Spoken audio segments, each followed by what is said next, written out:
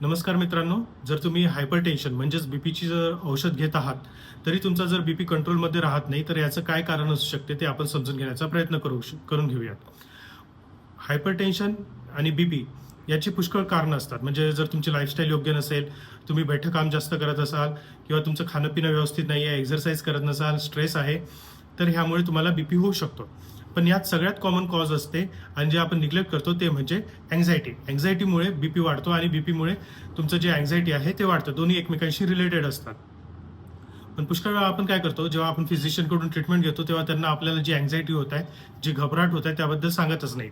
आणि याची जी ट्रीटमेंट होते ती सायकॅट्रिस्टकडे होते. म्हणून जर तुमचं जर बीपी खूप जास्त वाढत असेल, कंट्रोलमध्ये येत नाही, तुम्ही यंग आहात आणि तरी तुम्हाला बीपी डायग्नोसिस झाला असेल, तर एकदा आपल्या सायकॅट्रिस्टला अवश्य भेट द्या आणि त्यांच्याकडून अँटी अँक्झायटी ट्रीटमेंट लिहून घ्या.